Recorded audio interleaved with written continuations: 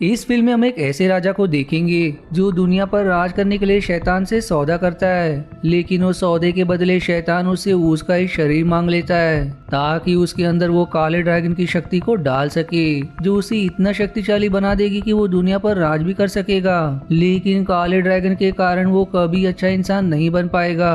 पर एक चीज है जो उस शैतान को रोक सकती है और वो चीज है रोशनी की तलवार। इसलिए कि योद्धा उस रोशनी की तलवार को लाने निकल पड़ता है। तो क्या वो उस तलवार को प्राप्त करके राजा को खत्म कर पाएगा या फिर वो राजा पूरी दुनिया को अपने कब्जे में कर लेगा? यही हम इस मूवी में जानेंगे, जिसकी शुरुआत में हम दाजी नाम की जादूगरनी को देखते जो काले ड्रैगन की शक्ति वाले राजा के साथ रहती है। तब राजा के कक्ष में एक आदमी आता है जिसे देखकर दाजी अपने ऑक्टोपस जैसे टेंटिकल से उस पर हमला करके उसे हत्या कर देती है। दूसरी तरफ जीकी राजा के कुछ योद्धा और सिपाही राजा के पास जा रहे होते जिसने एक बुजुर्ग जादूगर और उसके शिशु को बंदी बना लिया है, क्योंकि वही जादूगर जानते कि राजा को कैसे खत्म किया जा सकता है। तब जीफा नाम का योद्धा जो जीकी राज्य का राजकुमार है वो अपने सबसे खास दोस्त ले से कहता है कि चाहे कुछ भी हो जाए राजा के महल में अपनी शक्तियों का प्रयोग मत करना, वरना उन्हें तुम्हारे बारे में सब पता चल जाएगा। जिस पर ले मान जाता है।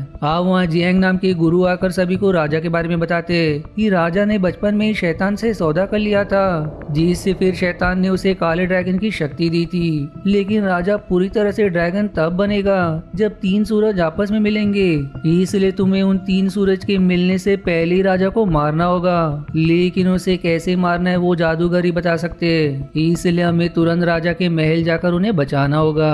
दूसरी तरफ राजा और दाजी के सामने जादूगर को लाया जाता है जिसे बंदी बनाकर रखा गया था। तो वहीं ले और बाकी तहखाने में पहुंच जाते क्योंकि उन्हें लग रहा था कि जादूगर यहीं पर है। लेकिन उन्हें वहाँ जादूगर नहीं बल्कि उनके शिष्य दिखाई देते जो सभी बच्चे थे जिन्हें ऐसे जादू से कैद करके रखा गया था कि उसे तोड़कर बच्चों को आजाद करना नामुमकिन था।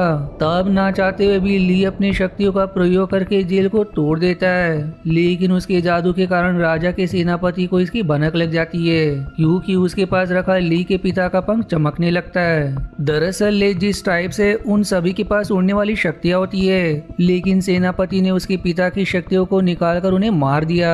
वहीं द राजा जादूगर से सवाल करते कि बताओ मेरा भविष्य क्या है, क्योंकि तुम्हारे आंखें भविष्य देख सकती है। तब राजा उसकी आंखों में अपना भविष्य देखता है जिससे उसे पता चलता है कि वो जल्दी मर जाएगा, जो देखकर वो एकदम घबरा जाता है। इसलिए अब दादी सिपाहियों से कहकर तुरंत जादूगर की आंखें निकाल देने का आदेश दे देती है। दूसरी तरफ सारे बच्चे जीफा से कहते कि वो लोग हमारे गुरु को मार देंगे, तुम्हें कैसे भी करके उन्हें बचाना होगा। इसलिए अब जीफा वाले पहले बच्चों को सुरक्षित जगह ले जाने का बंदोबस्त करने लगते। वहीं इधर सिपाही जैसे ही जादूगर की आंखें निकालने वाले होते हैं कि तभी जियांग आकर वहां का समय रोक देता है, जिससे सारे सिपाही वहीं थम जाते हैं। वहीं जियांग राजा से कहते कि तुम्हारा ये साम्राज्य बहुत जल्द बर्बाद हो जाएगा और दुनिया पर राज करने की इच्छा तुम अपने दिल में लिए मर जाओगे।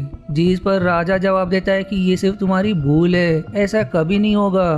तब दादी जियांग पर अपने टेंटिकल से हमला करने लगती है, तो वहीं सेनापति अपने विशाल और खतरनाक तेंदुओं पर सवार होकर ली और बाकियों के पीछे पड़ जाता है और चाबुक से उन पर हमला करने लगता है, जिससे ली और जीफा बच्चों को बचा रहे होते। तब ली अपनी बिजलियों वाली शक्ति से एक बड़ी दीवार रास्ते में गिरा देता है, जिससे सेनापति आगे नहीं बढ़ पाता।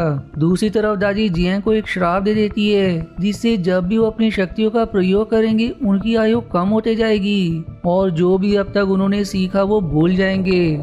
जिसके बाद वो अपने टेंटिकल से उन्हें चारों तरफ से घेर लेती है। तब जादूगर अपनी एक आंख निकालकर जियांग को देने की कोशिश करते ताकि वो उस आंख की शक्तियों से खुद को बचा ले, लेकिन दादी उस आंख को पकड़कर अपने पास रख लेती है। तब वहाँ ली और जीफा भी आ जाते जहाँ अब ली अपने बिजलियों से दादी पर हमला करता है, पर उन बिजलियों का उस पर कोई असर नहीं होता। इसलिए अब जादूगर अपनी शक्तियों का प्रयोग करते हुए जियांग और बाकियों को वहाँ से जाने कह देते, पर ये देखकर दादी जादूगर को अपनी शक्तियों से मार देती है। लेकिन समय रहते उनकी दूसरी आंख जियांग के पास आ जाती है, जिसे लेकर वो ली और जीफा के साथ अपने पालतू पक्षी पर सवार होकर वहाँ से चले जाते हैं। अब जियांग और बाकी जीकी आ जाते हैं, जहाँ वो उस आंख से अपनी शक्तियों के जरिए पता लगाने की कोशिश करते हैं कि आखिर राजा को कैसे मारा जा सकता है। लेकिन अपने शक्तियों का प्रयोग करने से वो थोड़े जवान हो जाते, पर इससे उन्हें पता चलता है कि राजा कैसे मरेगा और उसे मारने के लिए उन्हें रोशनी की तलवार की जरूरत पड़ेगी।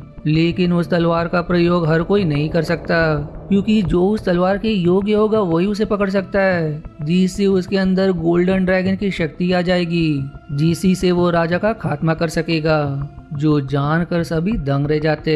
वहीं दूसरी आंख के जरिए दाजी और बाकियों को भी पता चल जाता है कि राजा को वो तलवार ही मार सकती है, जिसे लाने में जीकी योद्धा को भेजने वाला है। लेकिन दाजी कहती कि चाहे कुछ भी हो जाए वो तलवार उनके हाथ नहीं लगनी चाहिए। दूसरी तरफ ली उड़ने की बहुत कोशिश करता है, लेकिन उड़ नहीं पाता, क्योंकि अपने पिता की मृत्यु के बाद वो उड़ना तक भूल गया है। लेकिन जीफा उसे हिम्मत देता है कि एक दिन तुम जरूर उड़ोगे। जिसके बाद फिर जियांग उसे तलवार लाने भेजता है, जहां वो सबसे पहले एक जादुई पानी से किसी तरह का बबल बार निकालते हैं, जिसके अंदर नीजा नाम का एक छोटा और बहुत ही शरारती बच्चा होता है, जो इस सफर में लेके साथ रहेगा। साथ ही जियांग ले को 3 पोटली भी देता है, जो आगे उसके काम आएगी। इसलिए उसे लेकर ली अपने सफर शुरू कर देता है। दूसरी तरफ सेनापति एक बटरफ्लाई नाम की कठपुतली को जीवित करके ली के पीछे भेज देता है, ताकि वो उसे पल पल की खबर दे सके।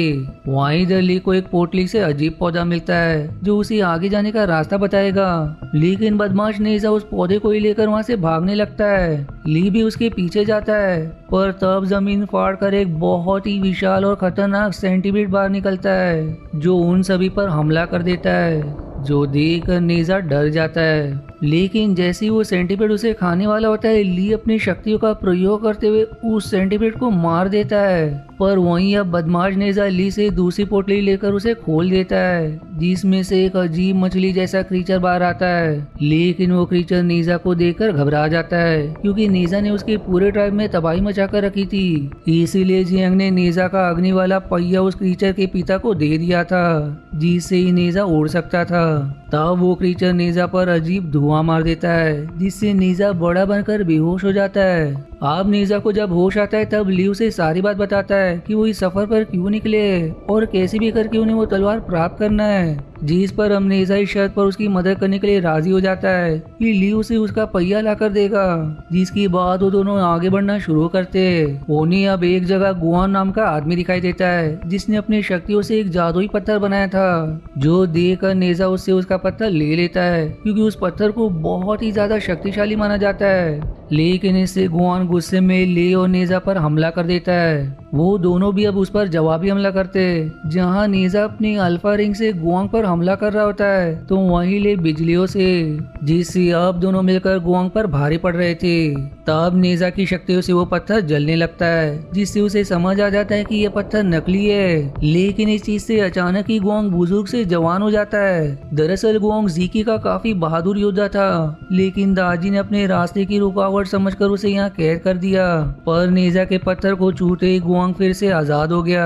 इसलिए वो उन दोनों का धन्यवाद करता है। साथ ही वो उनसे कहता है कि तुम जिस चीज के लिए सफर पर निकले हो उसे पूरा करो, और तब तक मैं अपना गोल्डन आर्मर लेकर आता हूँ। लेकिन तभी तीसरी पोटली से अपने आप ही एक कुत्ता बाहर निकलता है, जो गुआंग का ही था, जिसे देखकर वो खुश हो जाता है, जो फिर उसके साथ अपना आर्मर लाने निकल जाता है। अब ले और नेजा एक जादूगरनी के पास जाने के लिए निकल जाते, जिसके पास एक ऐसी नाव है जो उन्हें कहीं भी पहुंचा सकती है। तब उस जादूगरनी के गांव में ली की नजर बटरफ्लाई पर पड़ती है, जिसे वो पहली ही नजर में पसंद कर लेता है। लेकिन जैसे वो उसे छूता है, सेनापति को पता चल जाता है कि अभी ले कहाँ है और आगे उसका क्या प्लान है। इसलिए वो चौकन्ना हो जाता है। वहीं ले उस जादूगरनी के पास आकर उससे वो नाव मांगता है, लेकिन वो जादूगरनी उसे एक रहस्यमय दुनिया में ले जाती है और वहां ले जाकर उसे हिप्नोटाइज करते हुए उससे सवाल करती है कि तुम ही जियांग हो ना, मैं कई सालों से तुम्हारा इंतजार कर रही थी। दरअसल काफी साल पहले जियांग ने जादूगरनी से वादा किया था कि वो फिर से उससे मिलने जरूर आएंगे, लेकिन वो उससे मिलने नहीं आए। इसलिए तब से जादूगरनी सभी को रहस्यमय दुनिया में ले जाकर उन्हें वहीं बंदी बना लेती है।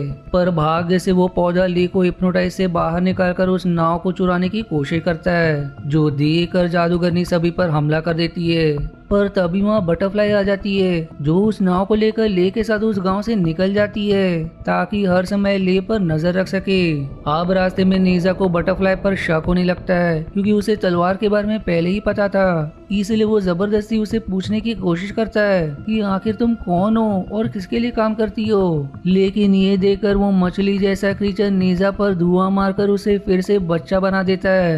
अब कुछ समय बाद सुबह हो जाती है जहाँ सूरज निकलता हुआ देख बटरफ्लाई को काफी अच्छा लगता है, लेकिन तभी सेनापति उसकी यादें निकालने लगता है। बटरफ्लाई अब ले से कहती कि हर सुबह मेरी यादें मिट जाती है, लेकिन मैं ऐसे बिल्कुल नहीं चाहती, इसलिए अब ले अपने जादू से उसके निकलते हुए यादों को रोक देता है, जो देखकर बटरफ्लाई खुश हो जाती है और फिर धीरे धीरे खुद भी ले को पसंद करने लगती है। फिर रात को अचानक से वो मछली जैसा क्रीचर खुश हो रहा होता है क्योंकि समुद्र में उसका घर आ गया था, जो देखकर छोटा नेजा उसे मारने की कोशिश करता है। तब वहाँ उस क्रीचर के पिता द्वारा भेजा हुआ ऑक्टोपस आकर नेजा को अपने साथ क्रीचर के पिता के पास ले जाता है, जहाँ क्रीचर का पिता नेजा से कहता है कि लाओ मुझे मेरा बेटा वापस कर दो। लेकिन नेजा उस क्रीचर को वापस करने के बजाय छोटे अल्फा रिंग से सभी पर हमला करने के बाद उन पर सुसु कर देता है, और अब जब सभी उसे गिरने की कोशिश करते तब वो उस पर फाट मारकर उन्हें उड़ा देता है, जिस वजह से कोई भी उसका मुकाबला नहीं कर पाता।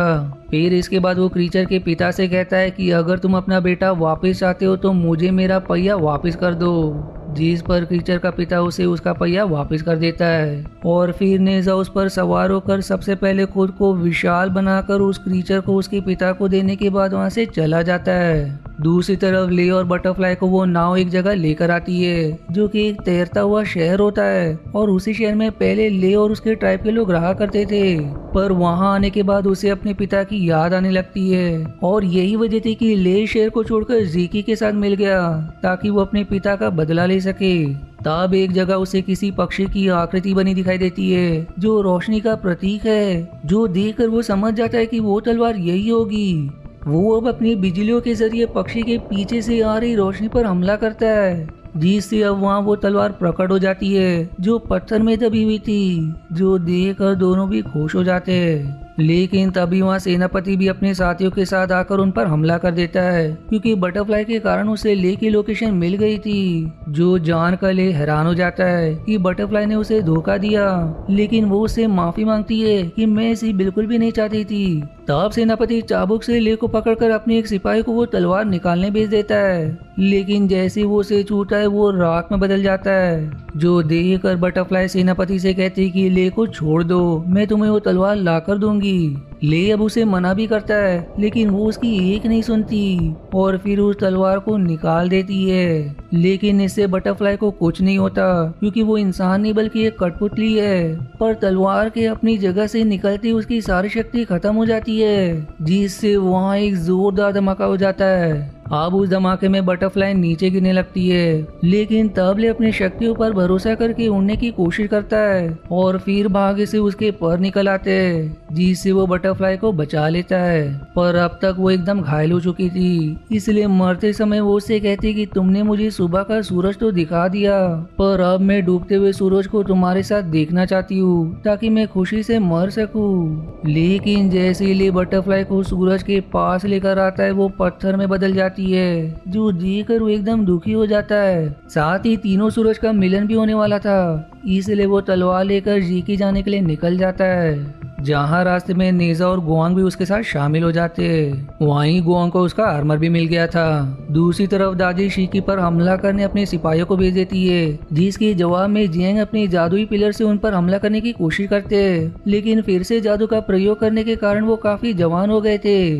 जिससे उन्हें याद ही नहीं होता कि आखिर पत्थर को किस सीक्वेंस में लगाना है। तब भाग्य से वहाँ ले और बाकी आकर सिपाहियों पर जवाबी हमला करते, जो देखकर अब दादी सेनापति को एक विशाल और खतरनाक शैतान में बदल देती है, जो ले और बाकियों पर धावा बोल देता है, लेकिन बाकी भी उस पर अपनी शक्तियों से हमला करते, पर तब भी वो शैतान ताकतवर था, इधर जियांग अपने शक्तियों का प्रयोग करते करते एकदम बच्चे बन गए होते, इसलिए दादी अब अपने टेंटिकल से उनका अपहरण कर लेती है। दूसरी तरफ सेनापति जीफा के पिता पर हमला कर देता है, जिससे वो बुरी तरह से घायल हो जाते हैं और अपनी आखिरी समय में जीफा से कहते कि उस तलवार को जियांग के जादुई पानी में डाल दो, जिससे तलवार की शक्ति वापस आ जाएगी। जो इतना कहकर अपना दम तोड़ देते। इसलिए अब जीफा तलवार के साथ खुद भी उस जादुई पानी में चला जाता है और जब वो वापस आता है तो उसके अंदर गोल्डन ड्रैगन की शक्ति आ चुकी होती है, यानी कि तलवार ने उसे अपने योग्य चुन लिया है, जिससे अब जीफा उस तलवार से एक ही वार करके सेनापति को मार गिराता है, जो देखकर ले और बाकी खुश हो जाते। लेकिन अब तीनों सूरज का मिलन हो चुका था, जिससे राजा के अंदर काले ड्रैगन की पूरी शक्ति आ जाती है। साथ ही उसके पास छोटा जियांग भी होता है। तो क्या ले और बाकी राजा को उस तलवार से मार पाएंगे? इसी की जानकारी हमें इसके अगले पार्ट में दिखाई जाएगी, जो दुर्भाग्य से अभी तक रिलीज नहीं हुई है। जो जैसी रिलीज होती है मैं आपको तुरंत एक्सप्लेन कर दूंगा। तो मिलते अब अगली मूवी के एक्सप्लेनेशन पर। तब तक के लिए धन्यवाद दोस्तों। आशा है आपको मेरी एक्सप्लेनेशन पसंद आई। यदि हाँ तो प्लीज वीडियो को लाइक करना और चैनल को सब्सक्राइब करके सपोर्ट करना ना भूलें। मिलते हैं अगले एक्सप्लेनेशन वीडियो में। तब तक के लिए धन्यवाद दोस्तों।